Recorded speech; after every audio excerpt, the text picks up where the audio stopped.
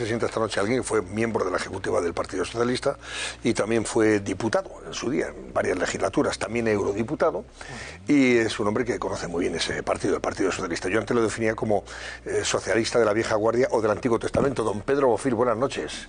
Preferiría que fuera del Nuevo Testamento. Del Nuevo Testamento, ¿no? Antiguo Testamento, porque son ustedes lo que representan ese socialismo, digamos, socialdemócrata, que no sé si eso tiene que ver algo con lo que hace Sánchez al frente del Partido Socialista.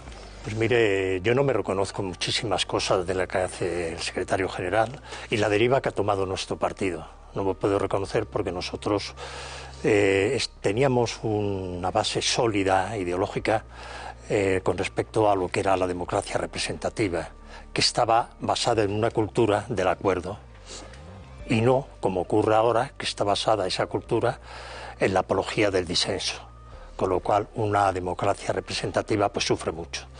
Ya sabemos lo que decía y pensaba Alfredo Pérez Rubalcaba. Ahora había 7 ministros ahí en ese homenaje, incluso el año pasado creo que también estuvo el propio Pedro Sánchez, pero bueno, una de las frases acuñadas por Alfredo Pérez Rubalcaba, y además muy feliz en el sentido de que acertó de pleno, fue la de: si usted pacta con todos estos y gobierna con todo esto, va a hacer un acuerdo o un gobierno Frankenstein. Es que verdad, es que al final eso ha sido lo que la legislatura de Sánchez, ¿no? Yo creo que lo peor es que se ha producido un gobierno que ha, yo no digo motivado, pero sí favorecido el enfrentamiento social. Eso me parece lo más grave. Se ha creado frente a esa cultura que le decía yo antes del consenso, que es básica en cualquier sistema democrático. Un sistema democrático, para definirlo rápidamente, podríamos decir que es aquel sistema que quiere solucionar los conflictos sociales a través del acuerdo, a través de la participación, del respeto mutuo.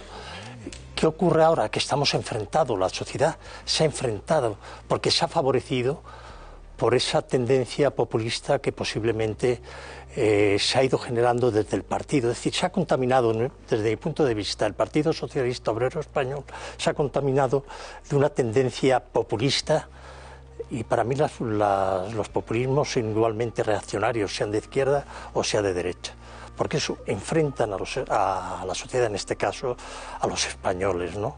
Eso yo creo que ha sido muy negativo y lo hemos visto a través del desarrollo legislativo que ha habido en el Parlamento.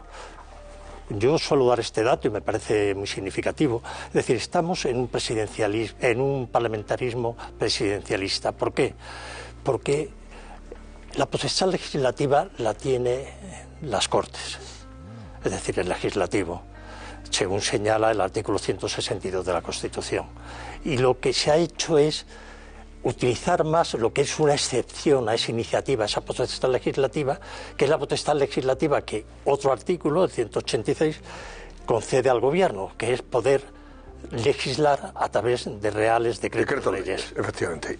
Y eso distorsiona, difumina la división de poderes. No, y además ha hurtado el debate parlamentario, en definitiva. El Parlamento no ha tenido menos protagonismo. Yo creo que desde el advenimiento de la democracia ha sido un Parlamento que no ha tenido prácticamente protagonismo.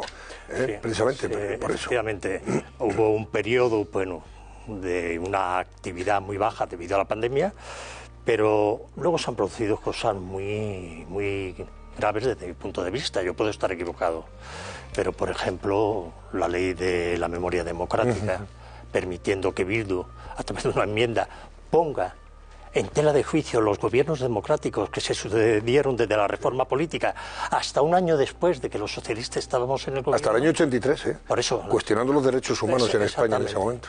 Eso me parece gravísimo. El que se legisla a la carta para complacer a los socios también me parece tremendo.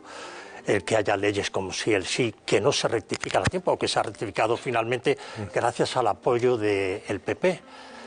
Y por último, una ley que trataba un tema tan sensible para la sociedad como la ley de la vivienda, que se hace una ley volitiva y no normativa, es decir, que son de principio. Si hubiera querido que esa ley fuera normativa, hubiera recurrido a los decretos, hubiera recurrido a leyes de base. porque las competencias pertenecen a las comunidades autónomas o a los ayuntamientos, y para ello tienen que legislarse a través de una norma que permita ser ejecutiva y poder realizar el objetivo que se dice. ¿Usted cree que es espectacular el balance que se puede hacer de la gestión de Sánchez en esta legislatura, como ha dicho hoy Zapatero, aquí en la COPE? Dice, es espectacular lo que ha hecho Sánchez, magnífico, extraordinario. Espectacular. Yo me siento muy frustrado. Si eso es espectacular, es que yo a lo mejor soy muy exigente. Yo no voy a entrar en un juicio de intenciones de lo que diga el señor Zapatero, pero me parece que si volvemos la vista atrás al día 28 de mayo, vemos que lo que fue un plebiscito, los españoles han dicho claramente qué les parece lo que ha hecho el presidente de gobierno. A mí me hubiera gustado que hubiera sido de otra forma, y me encantaría poder estar diciendo que ha sido un gobierno ejemplar, pero lamentablemente si lo dijera estaría perjudicando a mi partido y engañándome a mí mismo.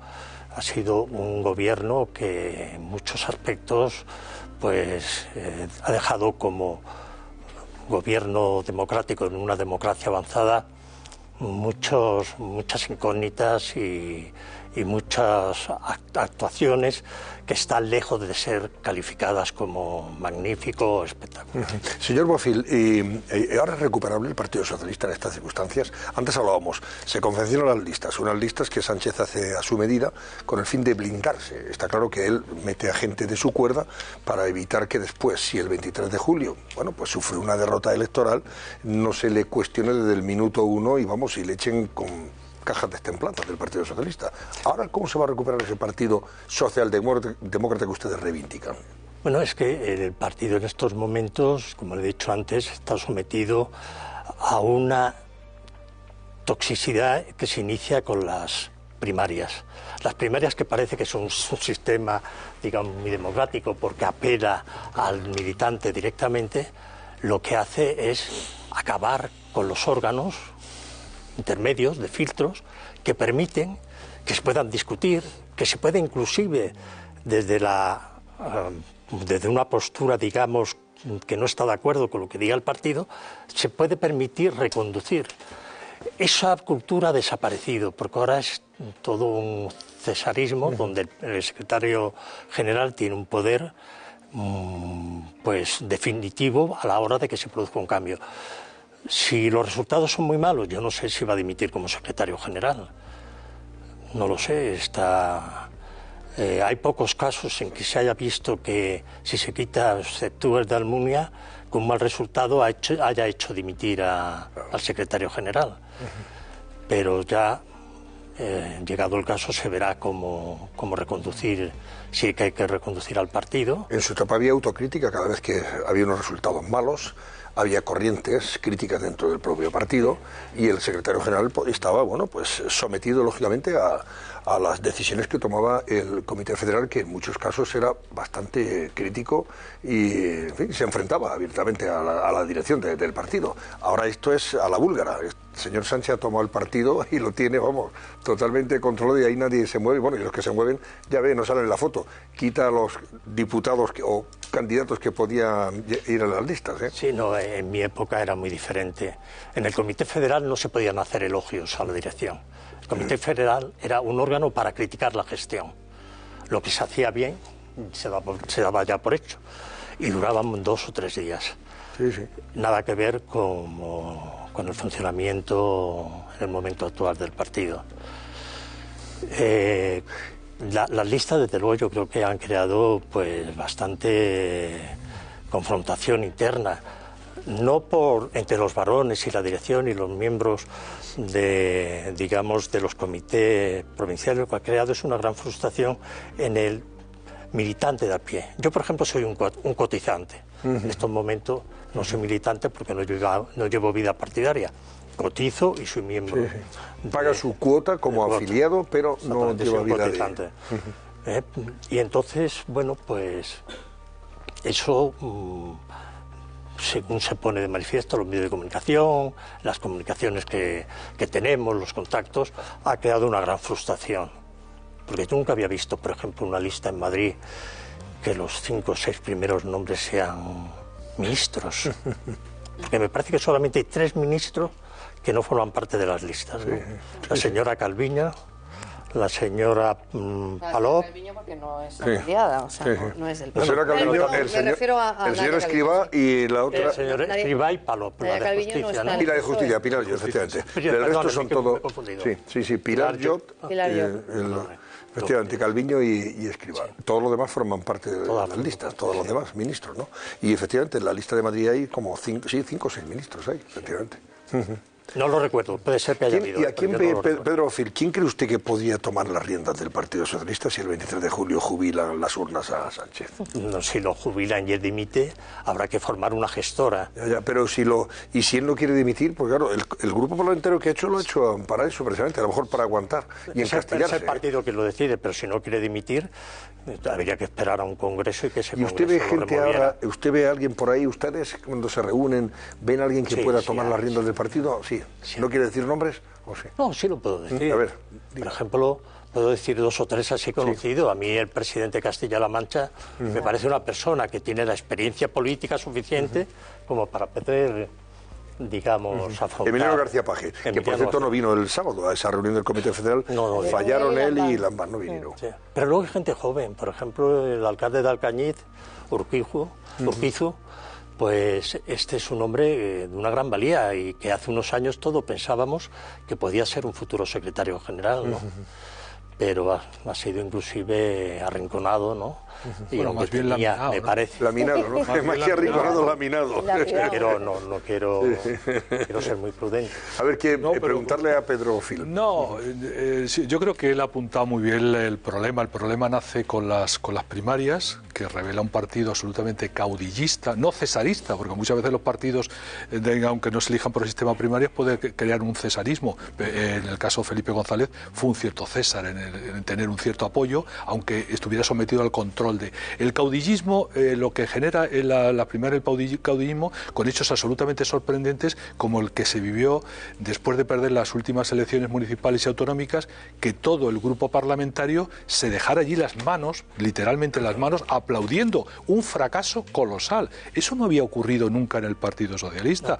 O que el otro día, en la reunión del sábado para aprobar las listas, se genere, todos sabemos que Sánchez, todo aquello que enarboló de renovación del partido, lo ha aplicado hasta que ha llegado a la Secretaría General. En cuanto ha llegado a la Secretaría General, se acabaron primarias, procesos de selección, etcétera, etcétera, y ha impuesto su lista. Su lista, además, con un mensaje que entiendo que es muy negativo. Pues claro, ha hecho una lista en el que parece que ha repartido los chalecos salvavidas antes de iniciar la singladura, y los ha repartido entre los miembros de su gobierno, salvo estos casos de estos 3 ministros a los que se ha referido, los que forman parte de su gabinete, de su guardia pretoriana dentro de la Moncloa, aquellos amigos que son reconocidos amigos del propio presidente, o aquellos que forman parte del aparato y la estructura de Ferraz. En esto ha repartido prácticamente los puestos de salida, los puestos principales de las listas, hasta el caso absolutamente, o por lo menos uno de los más escandalosos,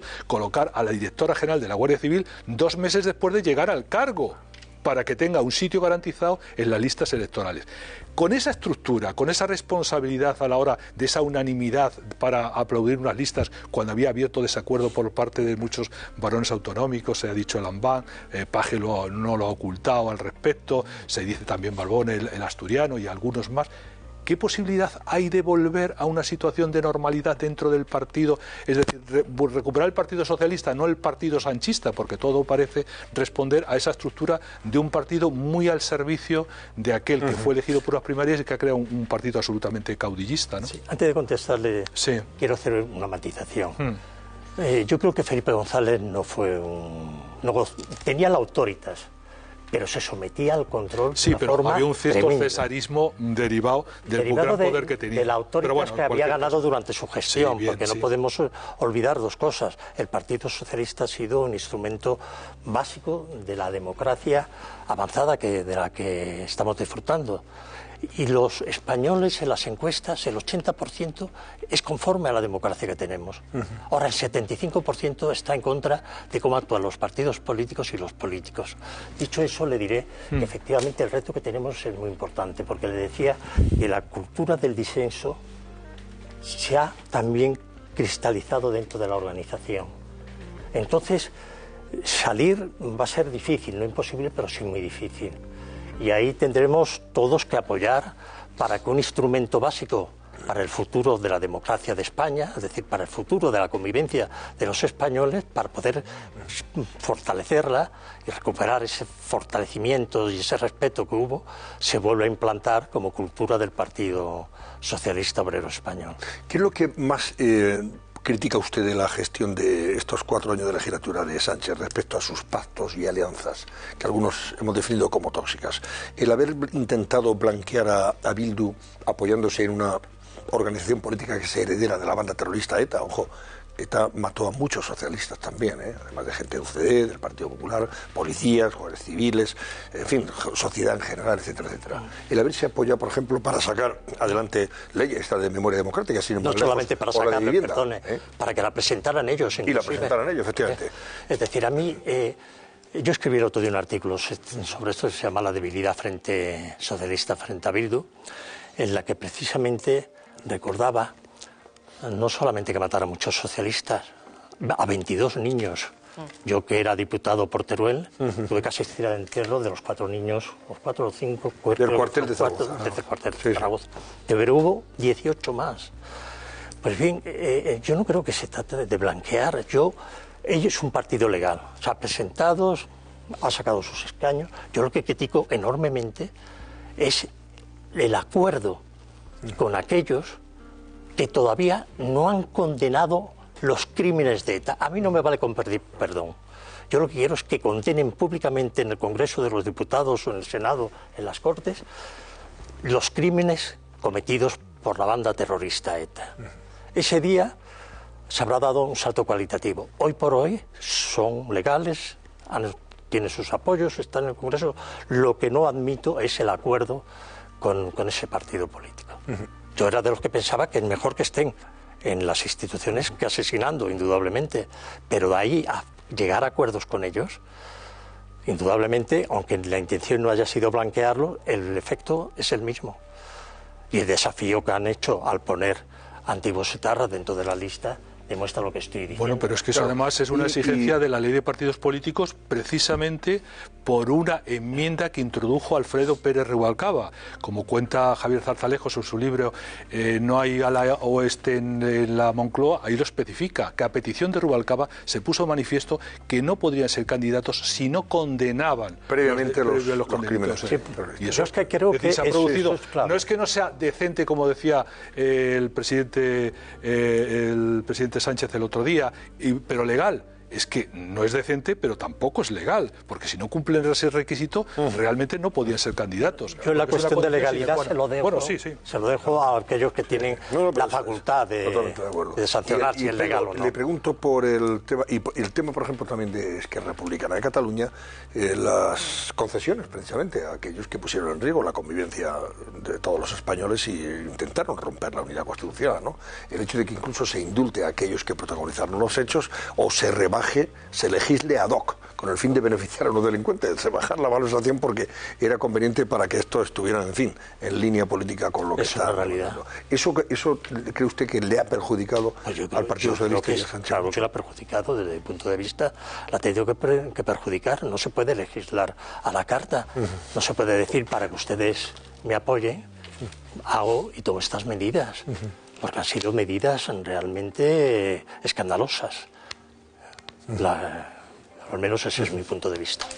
Una última pregunta, Pedro Bofill, por favor. Pedro, yo le quería preguntar, porque ha hablado de populismos, yo creo que hay un momento preciso en el Partido Socialista que yo creo que arranca en la época de Zapatero, que renuncian a ser lo que han sido, al partido de gobierno, de Estado, capaz de lograr grandes consensos para preservar el orden constitucional, y empiezan a pensar que solo llegarían al poder si atraen a ciertas fuerzas en cuyos planes no está el orden constitucional, sino más bien el contrario, y solo creen que pueden llegar al poder por ahí, y renuncian a llegar a consensos, por ejemplo, con el centro derecha. Tuvo esa oportunidad también Pedro Sánchez de hacer ese pacto a tres bandas con Ciudadanos y con el Partido Popular, y renuncian a eso para esos viajes, para dar un viaje completamente aventurero. ¿Usted cree que puede volver a creerse dentro del PSOE, puede volver a creer que es un partido capaz de alcanzar grandes consensos y de representar a mucha gente, como lo fue en su momento? Mire, yo me conformaría con que la dialéctica adversario-enemigo volviera a reponerse y primara la del adversario, que lo que intentamos con ello es derrotar a quien está en contra, derrotarlo, no aniquilarlo. Entonces, con Rivera fue imposible un acuerdo porque Rivera no lo quiso. Tampoco quiso. Es decir, eso hay que dejarlo claro y manifiesto. Bueno, yo creo que el señor Zapatero... Al que le pedían que no votara, que no se apoyara en Rivera fue a Pedro Sánchez debajo del balcón en el que ganó. Claro, con Rivera no. Pero Rivera tampoco quiso en ese momento. Sánchez no mostró interés ninguno porque Sánchez ya no quería el partido de las grandes mayorías, que se corresponde con el PSOE del Nuevo Testamento, porque el PSOE, entendido por Nuevo Testamento, el que parte de su en adelante, y Sánchez ya apostó por las minorías. Claro, venga, que vamos muy mal de tiempo. Tengo que contestar.